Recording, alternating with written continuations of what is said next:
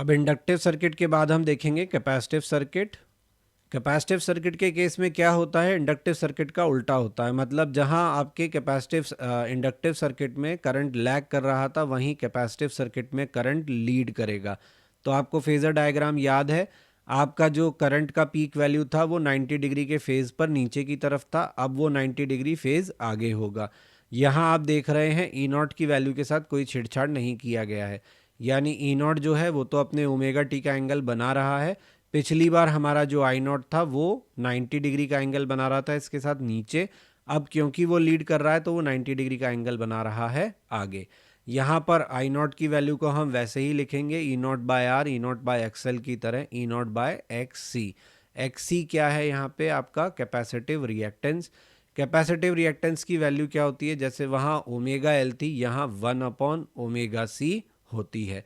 ये डिफरेंस आपको समझ में आ रहा है। हमारे जो एल आर सर्किट हमने पढ़ा था इलेक्ट्रोमैग्नेटिक इंडक्शन में, उसमें डिके कांस्टेंट की वैल्यू टाइम डिके की अलग थी, टाइम कांस्टेंट की वैल्यू अलग थी, एल बाय आर थी, और यहाँ पे क्या थी कैपेसिटर के केस में 1/RC। तो वही डिफरेंस है यहाँ पे। एक्सी का वैल्यू 1/ओमेगा सी, ओमेगा को वंस अगेन हम लिखेंगे 2π म्यू। तो यहाँ पे हमें दिख रहा है कि हमारा एक्सी जो है वो फ्रिक्वेंसी के साथ लीनियर रिलेशन नहीं रखता, 1/म्यू का रिलेशन रखता है।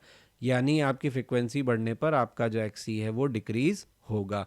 इसके अलावा एक्सी जो है वो कैपेसिटेंस के भी इन्वर्सली प्रोपोर्शनल है। तो दो बातें याद रखने की, एक तो करंट लीड कर रहा है π/2 से, दूसरा कैपेसिटिव रिएक्टेंस का वैल्यू होता है 1/ओमेगा सी। अब अगले सर्किट में हम देखेंगे कि हम तीनों साथ में लगा देते हैं, यानी रेजिस्टेंस भी, कैपेसिटर भी और इंडक्टर भी।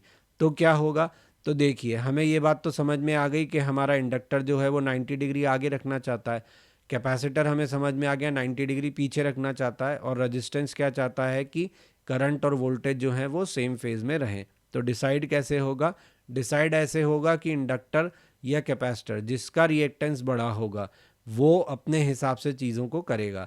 यानी अगर एक्सएल बड़ा हुआ एक्सी से तो आपका फेज़र डायग्राम रिजल्टेंट अमाउंट से ऊपर शिफ्ट हो जाएगा, और अगर एक्सी बड़ा हुआ एक्सएल से तो फेज़र डायग्राम रिजल्टेंट अमाउंट से नीचे शिफ्ट हो जाएगा। तो ये रहा आपका एलसीआर सर्किट। एलसीआर सर्किट में हमने वोल्टेज अप्लाई किया है, सोर्स का इक्वेशन वही है, ई नॉट साइन ओमेगा टी। इसको हमने लिखा कि कितना वोल्टेज डिफरेंस है, वी। वी में से हमारा V1 यहाँ किसके अक्रॉस ड्रॉप हो रहा है, इंडक्टर कैपेसिटर सर्किट के अक्रॉस, और V2 कहाँ ड्रॉप हो रहा है, रेजिस्टेंस के अक्रॉस।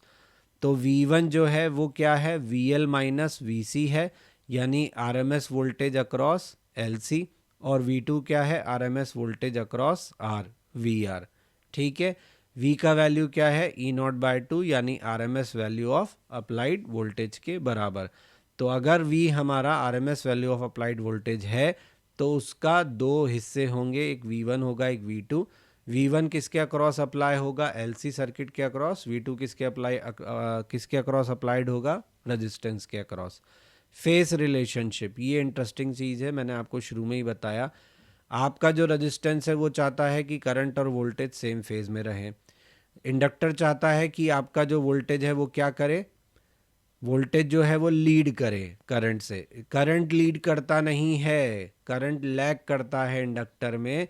तो हम करंट के साथ अगर एंगल देखेंगे तो इंडक्टर के वोल्टेज का एंगल क्या होगा, 90, क्योंकि इंडक्टर में करंट लैग करता है। तो लैग को हम ऐसे भी दिखा सकते हैं, ठीक है।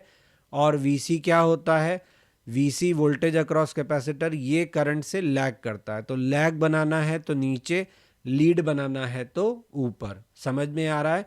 तो यहाँ वीसी लैग कर रहा है और वीएल यहाँ पे लीड कर रहा है करंट से 90 डिग्री आगे। अब हम केसेस लेते हैं। तो पहले केस में हमने लिया कि VL ग्रेटर देन VC है, VL ग्रेटर देन VC है, तो obviously who wins, VL wins. तो आपको क्या मिलेगा, VL माइनस VC। मैंने आपको बोला था ना, रिजल्टेंट आपको उसकी डायरेक्शन में मिल जाएगा। तो देखिए यहाँ पे वोल्टेज अक्रॉस रेजिस्टेंस करंट के फेज में है, ये आपका सोर्स वोल्टेज है, और ये आपका VL माइनस VC यानी उनका रिजल्टेंट वोल्टेज है। यहाँ पे आपका फाइनली जो वोल्टेज है वो कितने से लीड कर रहा है करंट को, 5 से। देखिए रेजिस्टेंस को तो कोई झगड़ा ही नहीं है, रेजिस्टेंस की ना काहू से दोस्ती ना काहू से बैर, वो तो सेम फेज में रहता है। लड़ता कौन है आपके, VL और VC। VL कहता है आगे चलो, VC कहता है पीछे चलो, तो झगड़ा सॉल्व हो गया। VL बड़ा था तो VL की बात माननी पड़ेगी। यहाँ पे वोल्टेज कितने से लीड कर रहा है अगर वो हमसे पूछा जाए तो 10 फाई से, 10 फाई, और 10 फाई का फॉर्मूला क्या हो जाएगा, VL minus VC by VR। VL minus VC मैंने आपको बताया, क्या लिखोगे, IXL IXC, VR क्या लिखोगे, IR, I से I कैंसिल, तो 10 फाई का value XL minus XC by R। ये तब हुआ जब XL किससे बड़ा था, XC से बड़ा था, यानी ओमेगा का वैल्यू किससे बड़ा था, 1/रूट LC से बड़ा था। ये कैसे आया, XL का वैल्यू ओमेगा L, XC का वैल्यू 1/ओमेगा C, तो omega square greater than 1 by, sorry, omega square का value greater than 1 by LC, तो ओमेगा का वैल्यू ग्रेटर देन 1/रूट LC। बात समझ में आई। अब अगर उल्टा हो जाए, VL छोटा हो जाए, तो ये एरो ऊपर बनने की बजाय किधर बनेगा, नीचे, क्योंकि VL छोटा है, बड़ा कौन है, VC। अब लीड करोगे या लैग करोगे, लैग करेंगे। कितने से लैग करेंगे, लीड कर रहे थे तो VL माइनस VC, लैग करेंगे तो VC माइनस VL। तो 10 phi VC minus VL by R, XC minus XL by R। तो यहाँ पे आप फाई निकाल सकते हो कि कितने से लैग कर रहा है हमारा वोल्टेज। यहाँ ऐसा इसलिए हुआ क्योंकि XC किससे बड़ा था, XL से, यानी ओमेगा किससे छोटा था, 1/रूट LC से। दोनों केसेस के लिए आप जो वोल्टेज लिखोगे रिजल्टेंट, वो क्या होगा, VR स्क्वायर प्लस, ये वेक्टर सम याद आया आपको, ये वेक्टर सम है, ठीक है ना। तो VL बड़ा हो या VC बड़ा हो, स्क्वायर करोगे तो आपको रिजल्टेंट यही मिलेगा। अब आती है इम्पिडेंस। इम्पिडेंस इंपॉर्टेंट क्वांटिटी है। इम्पिडेंस क्या होता है, जैसे आपने यहाँ पे V निकाला, तो अब V को आप क्या लिखोगे, IR नहीं लिखोगे, IXL नहीं लिखोगे, IXC नहीं लिखोगे। ना तो ये प्योर रजिस्टिव है, ना ये प्योर इंडक्टिव है, ना ये प्योर कैपेसिटिव है। आप क्या लिखोगे, IZ। तो I से I कैंसिल होगा तो क्या बचेगा, Z। तो आप समझिए कि Z आपको रेजिस्टेंस की फील दे रहा है LCR सर्किट में। इसे कहते हैं impedance. Power factor cos phi, ये एक इम्पॉर्टेंट चीज़ है जो हमसे पूछी जाती है। पावर फैक्टर यहाँ पे कितना होगा, R/Z। पावर फैक्टर का फिजिकली क्या मतलब है, ये मैं आपको वाटलेस करंट के टाइम बताऊंगा। फिलहाल पावर फैक्टर का formula cos phi is equal to R/Z। R/Z कैसे आया, बेस अपॉन हाइपोटेनस, तो हमने यहाँ पे लिख दिया R/Z का फॉर्मूला। ठीक है, ये सब हमें याद रखना है। तो अब तक हमने देखा XL बड़ा तो क्या, XC बड़ा तो क्या, और अगर दोनों बराबर हो गए तो क्या। मतलब एक बार ओमेगा 1/रूट LC से छोटा था, एक बार ओमेगा 1/रूट LC से बड़ा था। अगर बराबर हो गए तो क्या होगा, उस सिचुएशन को कहते हैं रेजोनेंस। उस वक्त आपके VL और VC दोनों के अक्रॉस वोल्टेज ड्रॉप क्या होता है, सेम होता है, क्योंकि XL और XC क्या होते हैं, आपस में बराबर होते हैं। इस सिचुएशन में ओमेगा क्या हो जाती है, 1/रूट LC, इसको रेजोनेंस फ्रिक्वेंसी बोलते हैं। इस केस में V2 बराबर V हो जाएगा, क्योंकि आपका जो V1 था वो तो ज़ीरो हो गया। V1 V2 आपको याद है, ऊपर LCR सर्किट के शुरू में मैंने आपको बताया था, LC के अक्रॉस जो ड्रॉप है वो V1, और जो रेजिस्टेंस के अक्रॉस है वो V2। तो अब आपका जो L और C का सर्किट था उसके अक्रॉस ड्रॉप क्या हो गया, ज़ीरो। क्यों, क्योंकि जितना VL है उतना VC है, तो VL minus VC equal to zero. तो सारा का सारा ड्रॉप किसके अक्रॉस है, आपके रेजिस्टेंस के अक्रॉस है।